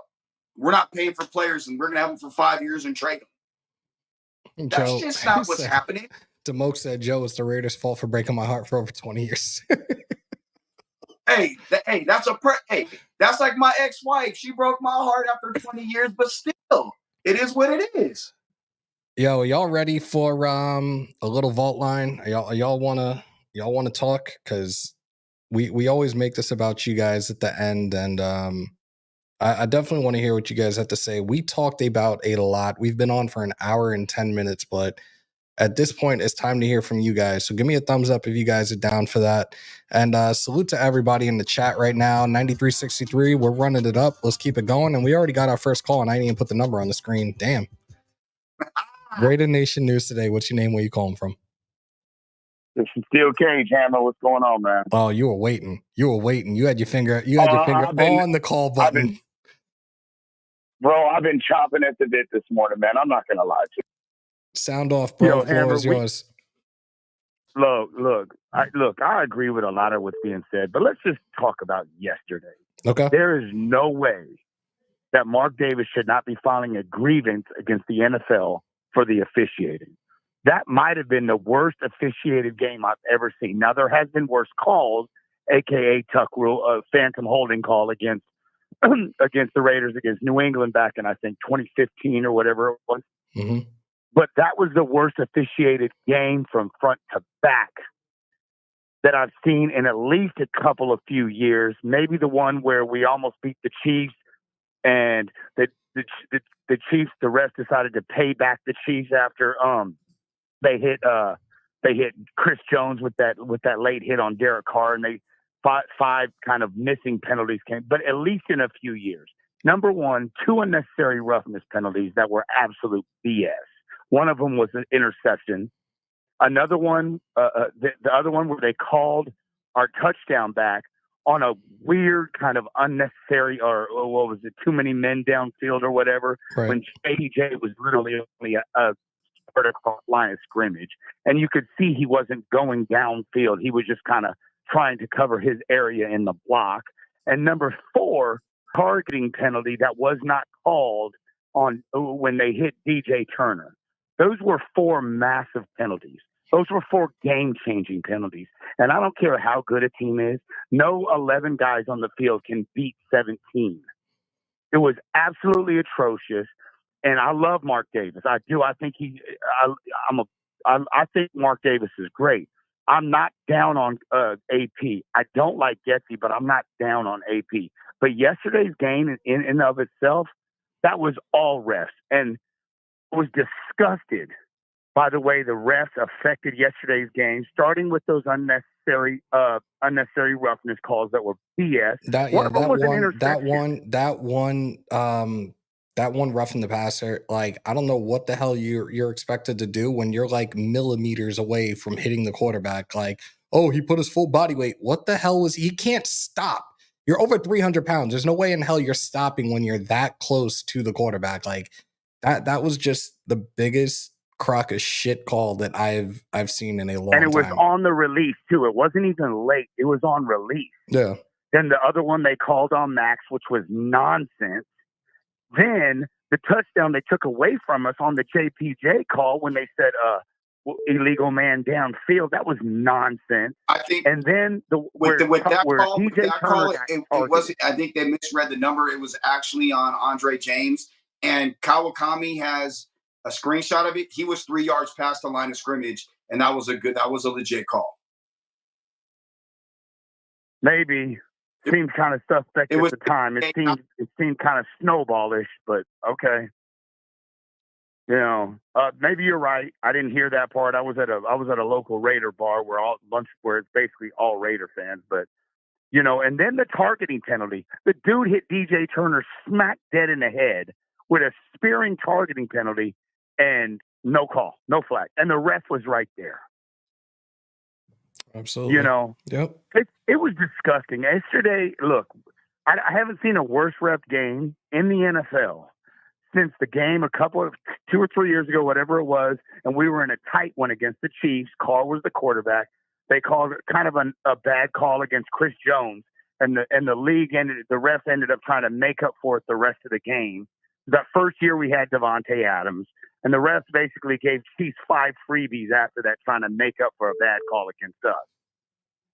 But yesterday, look, Hammer, agree or not agree, games like yesterday with the officiating happen 3 to 4 times a year against us. 3 to 4 times a year. And I do believe Mark Davis needs to file a grievance because the officiating is getting worse and worse for everybody. But we always seem to find the shit end of the stick on officiating. Do we really file a grievance and then have to relive pretty much like it'll be just like father like son, where they're going to target Mark Davis after what Mark Davis has done these last few years for the organization? Like, I think the penalties have been bad, but at the same time, like, these guys are not playing to the best of their ability, and it's clear as day. And that's the most frustrating thing. Stupid little penalties, lack of execution, turnover after turnover, and a lot of these turnovers have become the huge momentum shifts in the direction of the other team, and ultimately the opposing teams will capitalize, and we just fucking tuck our tail between our legs and we go home. And let's talk about they only had one set. They gave up 3, but only had 1. Officiating across the NFL has been trash the entire season. So we can always look inwardly, but for some reason, why is the league so afraid to say these officiating, this horrible officiating is affecting games? Because the officiating is not getting any better. Because they can't hold them accountable because they're not full-time employees. If they're full-time employees and can be fired from it and have other people ready to come up, that's one thing, but they don't have that. It's not like baseball where you have a minor league system where you can bring up a minor league umpire if need be, or the NBA where you can pull guys. But they also, but a lot of these referees and officials have their respective unions as well, and it'll take a lot for these unions, or these leagues rather, to attempt to fire these officials. Like we saw with Angel Hernandez in Major League Baseball. You know how many times people have call for his head for like years and years and years, and he finally just retired recently. It was like, thank God, like one of the worst umpires in MLB history is finally gone. But they can't do that. They can't just fire these guys. This is really a part-time job for them. A lot of these guys, for those that don't know, a lot of these referees, a lot of these officials are actually lawyers when they're not doing these professional sport games. So that, look, they know the legal ramifications. They know how to work their way around shit. That's why they're so heavily protected by their unions as well. I mean, I hear you, Hammer, but this is just becoming disgusting. I agree. We're always getting the shit end of a stick on bad officiating. And look, I'm not down on AP. I'm not saying fire AP. I don't like Luke Getsy, but we've got a ton of injuries. And I mean, season-changing injuries, starting with Malcolm Kuhn, starting with Marcus Epps, starting with, not having a really healthy Colton Miller. Divine Diablo finally came back yesterday. Devontae and Jacoby are out. I'm not down on AP. I think we need to continue to ride it out with AP. But yesterday's officiating was absolutely atrocious. What about the targeting when the guy speared DJ Turner? And the ref was right there, helmet to helmet contact. Turned a blind eye. That's what it was. He turned a blind eye. Like it again, you can never, and this goes for really any sport, but this is the one thing that you hear in MMA more than anything else. You never leave your fight up to the judges. NFL should be the same thing. You never leave your game up to the referees. Play your game, play the game to your best ability, outscore your opponent, and get the job done in 60 minutes. But we can't use that. We realistically cannot use the referees as an excuse anymore. We have to play our game, and the Raiders need to play better, point blank, period. Steel Cage, I appreciate the call as always. It's definitely been a long time. One last point, and I'm not a conspiracy theorist. One last point, Hammer. Uh-oh. This would be the last time, right? Or last thing I'd ever think. I've been a Raider fan for 40 freaking years. I'll be 50 in December. And I've never really thought this, but at sometimes I'm starting to wonder, are some of these games rigged, man? I'm gonna have to cue this up before I let you go.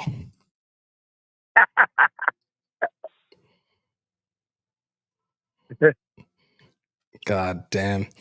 Steel Cage, appreciate it, bro. Got it. Have a good one. Take care. It's definitely been amazing. Go ahead. They say games aren't rigged, man. Like I know too many dudes in the league that I'm close to. I've played it a long time, and these guys bust their ass. Again, it's not real. Raider Nation News today. What's your name? Where you calling from? Raiders Primos from California. Primos, what's good? What's good? Just want to give a few thoughts. The officiating. Yeah, we're blaming the officiating, but I got a question for Raider Nation. What team had the most penalties and won a game in the NFL, in NFL history? Us. Yep. 2016 Oakland Raiders had 23 penalties called on them, and they ended up winning the game 30-24 against the Tampa Bay Buccaneers. So I don't want to hear the excuses, oh, the refs didn't call this or the refs called this. Like you said, Hammer, you don't leave it up to the refs. I feel like the refs only called how many penalties on the Raiders yesterday? Like what, 4 or 5 times? 6? I know they were big I'll tell you in 2 penalties. seconds. I know they were big penalties. All right. We had 4 for 42, while the Steelers had 7 for 50 yesterday. There you go. Penalties, but what about the other times that they didn't call penalties on the Raiders? Did the Raiders have any big play that wasn't affected by the refs? No. 1st and 20, a run. 2nd and 18, a run. 3rd and 17, a check down that was overthrown. And then a block punt. That's on the refs? No, that is on the Raiders. The Raiders are to blame for their own losses. Accountability. And also, this happens in every sport. I watch NFL Red Zone before I watch Raider games in the afternoon. There is every single team that has a bad call called on that. Where it's like, why did you really call that? As a football fan, I'm like, bro, you really called that? And I'm like, and they getting the Raiders treatment. But that happens. That's in football, that's in baseball, that's in basketball.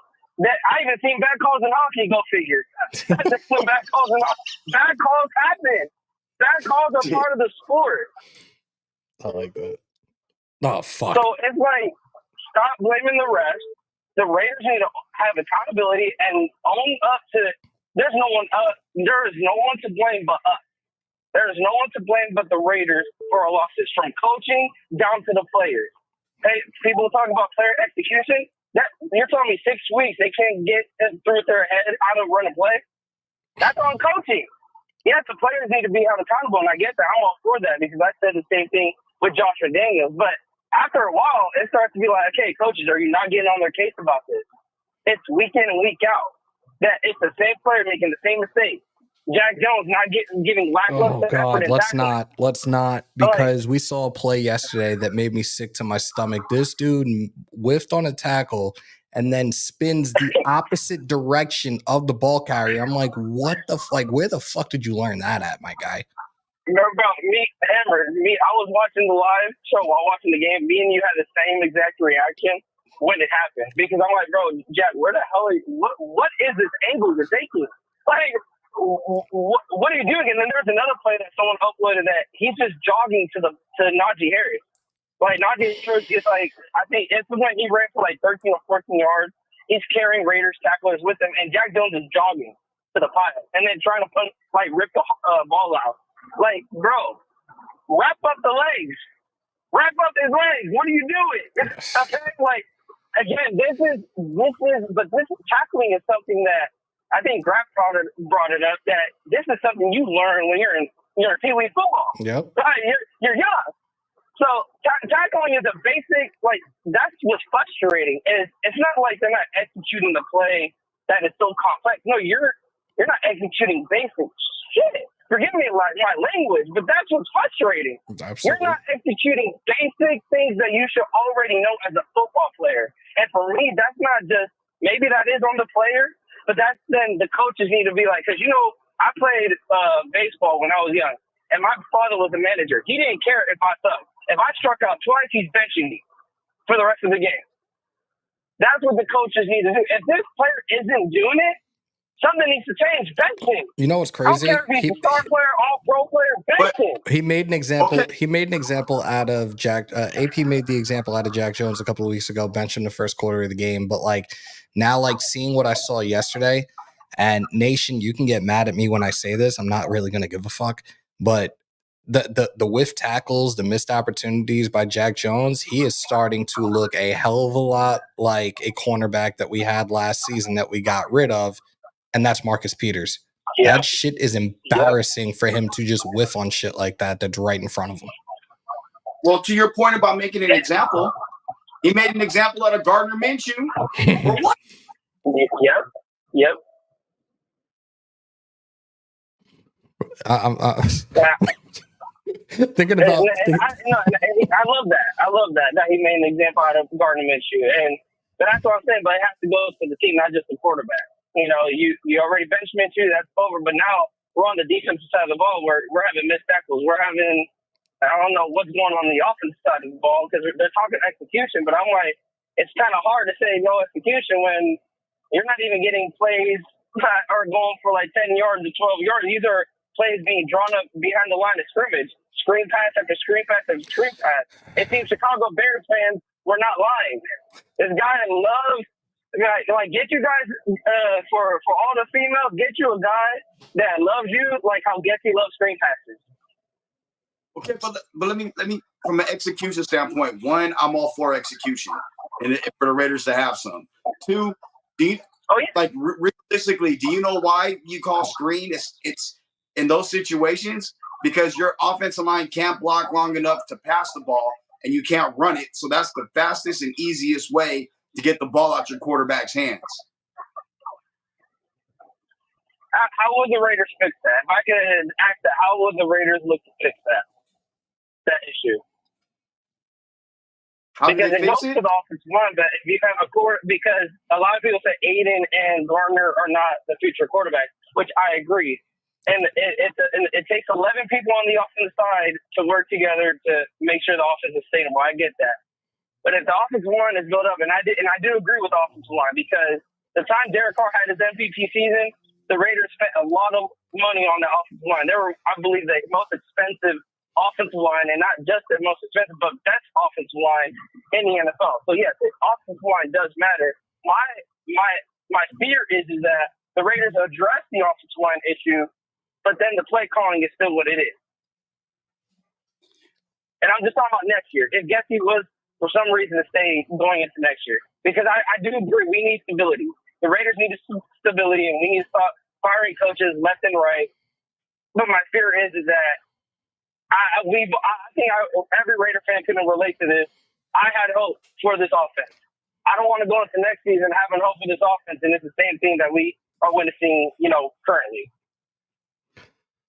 Oh my God, Primos! Before I let you go, do me a favor, bro. Let them know where they can find you. We'll let you throw the shameless plug out. Where can they find you at?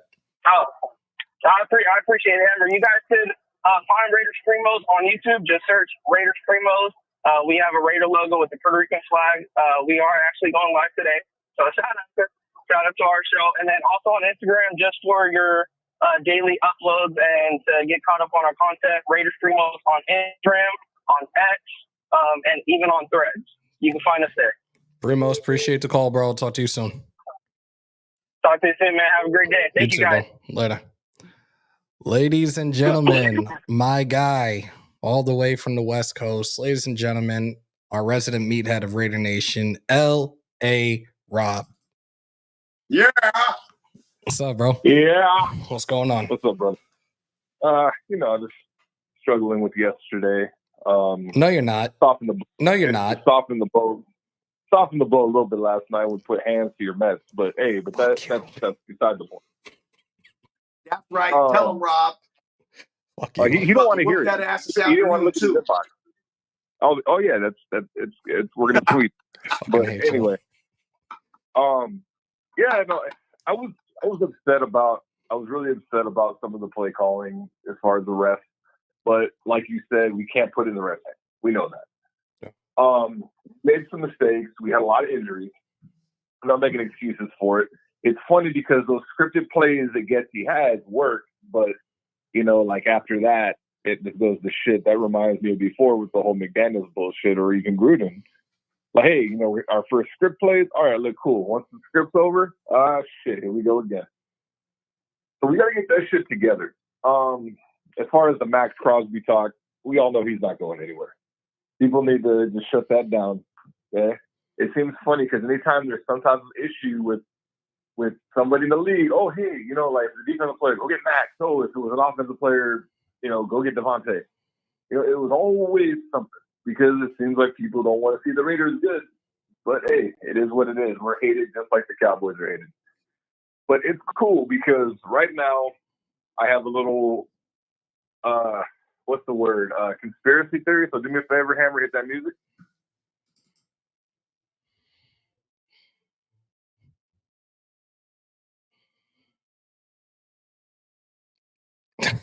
Go ahead. All right. So my thought is this was a game that we had to take on the chin in order to get what's going to happen tomorrow. Tom Brady being approved as our minority owner. We're taking that shot to the face. And I don't know if you've seen some of the reports that he's expected to be approved and he's going to have a say in a lot of the football operations that are going forward. You heard about that, right? Joe and I were actually talking about it before we went live, and he mentioned it during this show as well. Which, as you're talking about it again, I'm just like, is that one person going to really change the dynamic of this organization, and how quickly is he going to change the dynamic and the culture of this organization moving forward? I think the way it works is he has a lot of ties in the league, coaches, organizations, owners. He has a lot of knowledge, and we go back to Mark Davis. He's a businessman. He's not a football guy. He loves the Raiders, but he doesn't have all the knowledge. And it's good to put people that are knowledgeable around Mark to give him advice, help him out. And I think this is a good decision because, we have our issues with Tom Brady, but if it's for the betterment of the team, look, I want him to be part of the organization because we need to start winning. And that's the reason why we're not winning or getting fans in Vegas. Well, obviously because the prices. Mm-hmm. But one thing that does irritate me, and you haven't really touched on that, is a big chunk of our fan base. I'm sorry to say it. I love my Raider Nation, but some of them are a bunch of bitches. They moved away from Oakland. I'm not going to Vegas. You fucking bitches. That's one of the reasons why that all these fucking seats are getting sold. Fucking fair weather, upset fans, and I'm not going there. No, I'm selling my ticket. Man, I'm mad. Fucking no wonder our shit looks like a fucking visiting game. We look like the fucking Chargers out there. It's disgusting. I'm sorry, but it's ridiculous. We need to stop acting like little girls. We're looking like cowgirl fans right now, all sensitive and emotional. Start showing our fans crying in the stands. It's getting really irritating.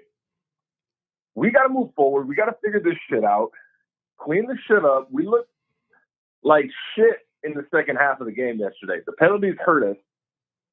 Run fucking and I don't know what the hell's going on there. Damn, I'm really gonna have to put it on the cuss jar this week. But it's bad. Like, I don't know if it is Getsy or not. I don't know. Most likely it is. Not sure what we can do there. But I've seen somebody tweeted that, they'd asked AP about putting Getsy in the booth. He said he thought about it, but he's not sure yet. Hold on. You're 6 weeks in. How the fuck haven't you figured that out yet? Yeah. No, there's do that. There's plenty of teams that do that. It's not a big deal. It's a change. You try to change it up. Yeah, and I think it might work. I mean, remember Patrick Graham? Yep. He was struggling with Yep, and he became a phenomenal defensive coordinator. Yep. Maybe it's up Getsy. If not, you know what? Set him on the nice freaking airline Allegiant first class and get him the hell up out of Vegas. There you go. Because this is getting bad. I think Aiden looked a lot better though than Gardner did. Mm-hmm. If we clean up some of those issues, it will be okay. And then not having Jacoby or Adams, I'm hoping that we hear good news from Adams. Most likely he's gonna get traded, but hopefully this change might get him to stay. Okay, what's the plan? Oh shit, Brady's coming in. Okay, he might know what to do. And I mean, I don't think he wants to relocate his family for Aaron Rodgers, who's probably not going to be back next year. Derek Carr, who knows if he's going to last another year in New Orleans. And as far as Buffalo, they don't have no damn money. And neither does New Orleans. Wait, New Orleans doesn't have money either, though, do they? I thought that they were like very, very borderline being over the cap. Like, I don't think they can afford him either. But like, it's funny because Joe has said this in the past before Tay announced that he preferred to be traded, that why would you up and leave to the East Coast? Your family's all here. Everybody is within a private jet hour flight, 45-minute flight away. Like, it still doesn't really make a lot of sense, but it obviously seems to be the whatever's going on within the walls of Henderson and Las Vegas that he wants out ultimately. Again, 6 quarterbacks in the span of the 2 years and 5 weeks he's been here. It kind of would take a toll on anybody. Yeah, no, I'm pretty sure he's frustrated. And I don't blame him for at points wanting out, but I also think he's looking at the landscape, looking at his age. He knows he's not going to Kansas City. He grew up a Raider fan. I doubt he wants to go to Kansas City. They don't have the money either. Of course they don't. But the thing I'm looking at too is go back to his cryptic tweet. Believe nothing that you hear and only half of what you see, right? And everybody's like, oh, he wants to go to the Ravens. Maybe it's like stop listening to the fucking media and only believe half of what you're seeing as far as Tay wants out, or okay, he and if you remember correctly, it wasn't he's demanding a trade. He said he would prefer a trade, but he wasn't demanding his way out. Like, I'm not playing. And if he was doing that, if he was taking his hamstring injury, he would already have been gone. Make sense? Yep, absolutely. So, Rob, that's so why I'm one of my favorites. This is why you're one of my favorites, because you listen and you comprehend. You don't react. And like as a media member, I appreciate it because there's a lot of people that do what I do that are asshats. And you, my friend, you fucking listen and know the difference between request and demand. Like, there's a huge difference in that shit. I appreciate that, goddammit. Thank you. As an ex-player myself, I know how frustrated we can be. There's times where when I was playing college and semi-pro, like I was getting irritated because I wasn't getting the time I wanted. Or I was mad because we were losing and I was thinking about going to other teams. But I never did it. But I bitched about it because I got frustrated. We're human. We all get mad. And say what you want. All receivers, I'm a defensive tackle. All receivers are fucking divas. And it's just the point of the matter. All of them. Every single one of them. Tay just seems to be the quiet one that doesn't want to come off as a diva. That's the difference. So people need to understand that he's going to get frustrated too. He wants his targets and he wants to win. Will he stay? I have a feeling he is. I think that Mark might not budge on this one. Nor should he, especially after the whole Khalil Mack, Amari Cooper situation, then JJ leaving. So we need to stand firm, support our fucking team. I don't care how mad you are, stop selling your tickets. As a matter of fact, I might even go to the LA game this Sunday. I don't know yet. Just because I still support my team, I'm always going to support my team. I may cuss, yell, scream, have my wife pissed at me, but I'm still going to be supporting my team like the rest of us need to. Rob, as always, man, appreciate you. We're going to take one more call, and then we're going to call it a wrap. We've already been on for an hour and 40 minutes. Definitely appreciate you, bro. I can watch too. What are you going to say, bro? Hey, before I go, bro. Go Dodgers! I knew it was coming. You're an asshole. I'll talk to you later, bro. Later. Fucking Rob, man. I knew that was coming because, but again, y'all, I did not expect my Mets. Nobody expected the Mets to make it as far as they have. And I am a Dodgers fan as well. It would be great to see the Mets in the World Series. If it doesn't happen, cool. Go Dodger Blue. I'm going to make this phone call because this person has tried to call and it's better. I'll say this. Just because of my and requested it or preferred it doesn't mean he's given up. He just wants to win. I hope this person picks up. If not, I'm going to be heartbroken because this would be definitely a great way to end the show. If not, then I already know who it is. Hello, can I help you? Is this Miss Heat? Am I talking? on, Am I talking to Miss Heat? Ladies and gentlemen, this is the best way to close out the show. Hammer? Best way to close out the What's going show, on, Joe? guys. It's time to bring the heat with Elite. Floor is yours. We're closing it out with you today. Come on, girl. Ah, man. Shit. You know, I've been in the chat room. I'm angry just like everybody else. You know what I'm saying? I'm pissed off like everybody else. I'm not gonna chalk it up. I'm not into the gender wars or whatever. Maybe I'm patient because I delivered. You know, I birthed 3 babies. I'm just. Kept me dying already. I have infinite patience. I'm not ready to throw this man out with the bathwater. I'm not throwing out the baby with the bathwater. I'm just not. I've built $1 million company. I understand what it takes, and everybody's not going to be from worst to first. We see the Commanders, we like shit. We see the Bears, we like shit. And I'm with y'all too. I'm right there with you. Elite with D is right there with you. We know we need that franchise quarterback. It's going to have to happen one way or the other. How does it happen? Is it going to come by us winning 5, 6, 7 games? Possibly. With all the things that's going on and the amount of injuries, it might be surmountable. You may not be able to overcome all the devastation from the injuries and then the malcontent on wideout that we have. It's a possibility. But I'm not throwing out the coach. I'm not doing it. And the reason why I'm not doing it is because I have enough players in that locker room. From what I see as a fan on the outside looking in, there's still enough players with him. Now, why they go out there and get rolled? Well, when you have self-inflicted wounds like these turnovers and you can't stop the run, you're going to get 38 put on you by inept offense, which the Steelers are. I wasn't impressed by Justin Fields. He didn't go out there and just throw it around the lot and kick their ass. That's not what happened yesterday.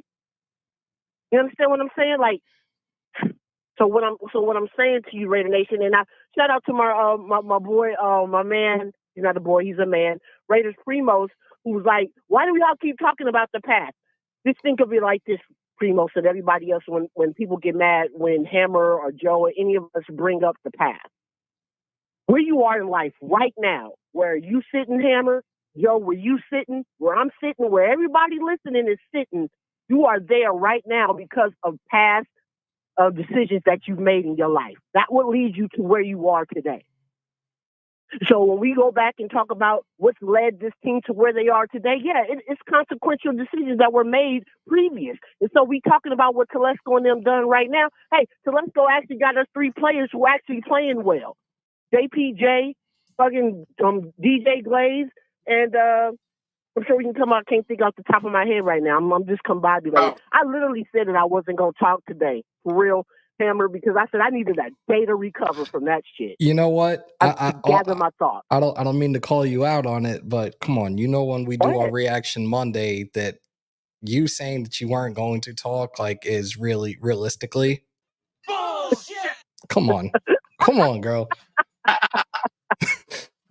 Come on. Yo, okay, I would take this good point from, and I'm agreeing with Joe. Divine played his best game to me as a professional on this team. As much as you and I have been talking shit about Divine Diablo this entire season, and he really showed up yesterday after being away with the injuries. I instantly thought about you when I saw the plays he was making, and I couldn't stop laughing to myself. I did too. I did. I said it on Twitter. I said, "Make me a believer, baby. Make me a believer." This is the best game you played in your professional career. And maybe didn't I say maybe that time away he needed to get his head right. Yeah. But I said you might have taken the little, my oblique, I'm gonna go sit down for a minute because you was getting ran at and ran through. Yeah. So good for him. And what happened? And why did he make those plays? Because he's seen it, he saw the play, and he uses speed as his advantage. That's the one advantage he has because he's not overly physical. So what did he see? He saw the play develop, boom, run downhill, even though he missed a hell of a critical tackle when he could have had like a 5-yard loss, but I'm going to let that go because he played well. When you get a chance. I'm not.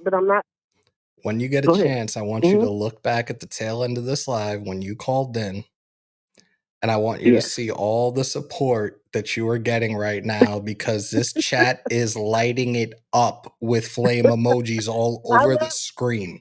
Man, I love the chat, man. That's fam. I love the chat, man. I love all y'all for real. But you know, I'm just not. You have to build, man. God damn, you keep the turnover don't work. I run a company. I can't turn it over that often. I can't go with a new GM every other year. I can't do it. I can't keep having. I run a recruiting business. I recruit anesthesiologists. I can't keep. My business will not be successful if I'm continuously bring recruiters in, and when you're you didn't make a placement in the first 2 months. I'm firing you. No, I will never build anything of stability. And we know this, Raider Nation, because we've been seeing it. This is the first time Marcus hired anybody with any experience from the GM position. Reggie McKenzie did not have experience. He was under the tutelage of Ron Wolf. I understand that. He came in with old boy. But he loved Gruden so much. He was in love with that man so much that he turned that over. Do you got people in the chat that said new interim head coach on the line? Adam said I could totally see her being a recruiter. I love it. Yo, when I used to be at the games, we would see the tickets for a long time, my husband and I in Oakland. And when I used to be at the game, they was like, why you ain't down there with them? They used to say that to me in my section because I could call out a play before it happened. But that's how much I love this shit, just like everybody else. But I'm just saying, man, AP is learning on the job, and I'm going to continue to say that. I think everybody knew that. That was not news. That's not a hot take that man is learning on the job. And he fucked up yesterday. And I'm going to tell you, because he messed up when he did not challenge that call with my boy Amir. You cannot rush to the line. You cannot rush to the line when that man was within a millicentimeter from a touchdown. You can't do it. Right. And that's on him. No doubt about that. That cost him because then you ran behind Jordan Meredith, who got blown up. You know what I'm saying? Yeah, why would going behind Jackson Howard Johnson and Colton on that play? Please. Yes, that was logic, common sense.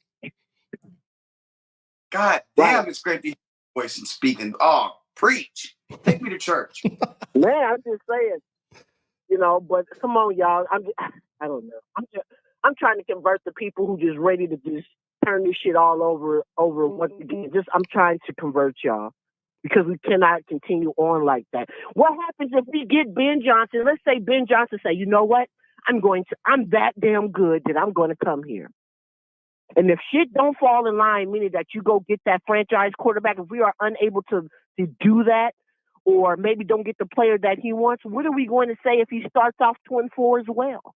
We're going to be calling for Ben Johnson. Of course they will. You know how our fan base is. We're never satisfied. Right. Or are we going to say he's such a great play caller, we're going to ride with him? Or are we going to say that? Because if we're going to say he's such a great play caller, we're going to ride this shit out with him, then I'm cool with that. But come on now. Everybody want to go worst to first. Them shits is outliers, baby. That's not the rule. What if he goes shotgun at the 1 yard line and hands the ball off? Are people going to call for his job? Maybe. I'm sure they. He don't know what he's doing. It's like this. You know what it's gonna be, Joe? It's gonna be. I'm a Laker fan, right? It's gonna be like every shooter, whoever puts on a Laker uniform, loses their ability to shoot. It's gonna be like that. Absolutely. I make free throws. You're right. I'm a Laker fan too. I say that shit. I've been seeing this since Jeff Blake. That was a killer, and he came put on that purple and gold. You can't make a shot. But I'm just saying, man. I'm just not ready. It's gonna be a bumpy season. What the fuck? Just buckle up, baby. It's gonna be a hell of a season. Let's start looking at what we can improve, where we can improve, where are the player upgrades. If we gonna do this content shit and keep talking, and if they gonna lose out there, we better start talking, and we got to start seeing this shit another way. Otherwise, you're gonna drive yourself off the wall. Elite, I got a question for you. You, and I talked about this with Hammer this morning. Yes. Quarterback wise, right? I'm on the fence with Shador just because I feel that he holds the ball too long. He's super efficient, high completion percentage, but I don't see the escapability that others do because he gets sacked all the time. So my thought was, I think he's going to be available too. Go get Sam Darnold and then go get a running back and a receiver in the first 2 rounds. Maybe go get Genty from Boise State and then Ricky White from UNLV. Now you got a quarterback with weapons and a running game that can alleviate some of the pressure and then punt on the quarterback for another year or so. What do you think? Okay, I got you. I see that picture. I'm gonna ask you with a question before I give you my reply to that. Do you think Sam Darnold is that dude? Is he now found himself as a quarterback and understands who he is, and now he's going to live up to that 3rd overall pick, who he was? He's with he's with a competent coaching staff now. He's got a really good offensive coordinator in Kevin O'Connell. Like he was drafted by the Jets, whose coaching staff, like, they kill their first round quarterbacks, and it's been an ongoing thing for years. He went to Carolina. Carolina is pretty much where a quarterback's career is supposed to go to die. And then all of a sudden, the unfortunate injury with JJ McCarthy, his number is called, and the Vikings are undefeated still.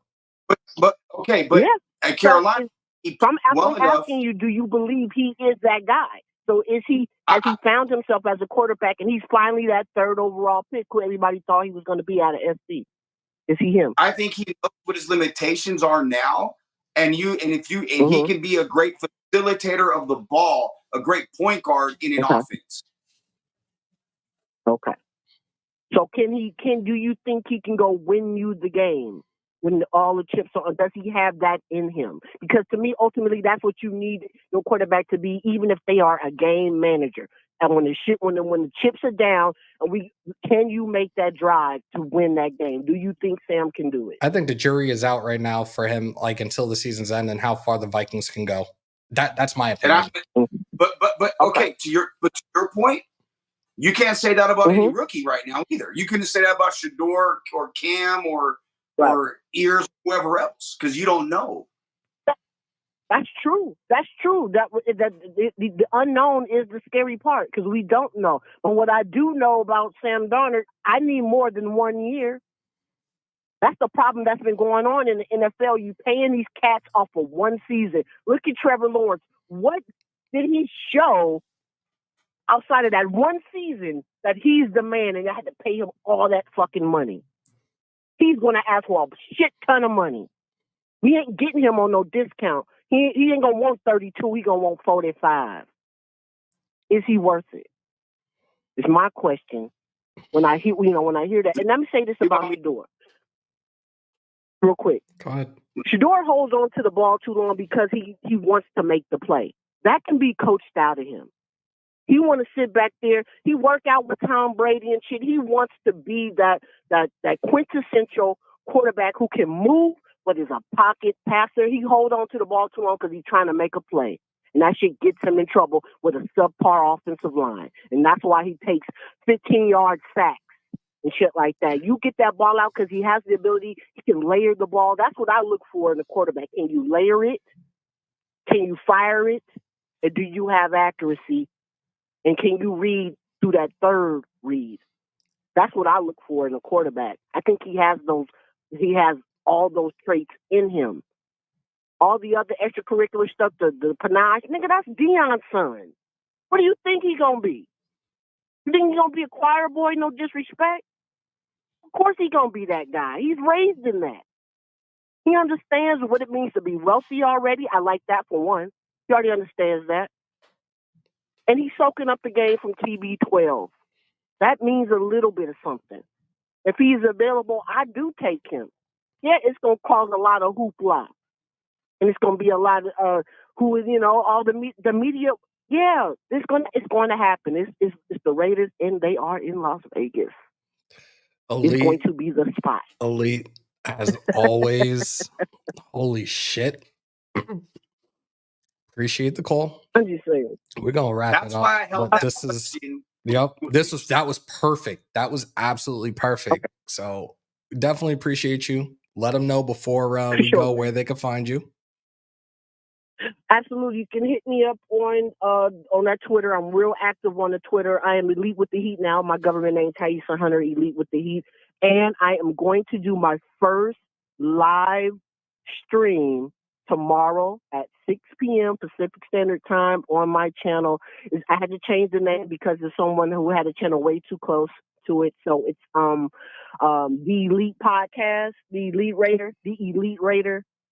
That is the channel, and I'm going to be doing my first live tomorrow night, and then I'll be on Wednesday night with Big Mike.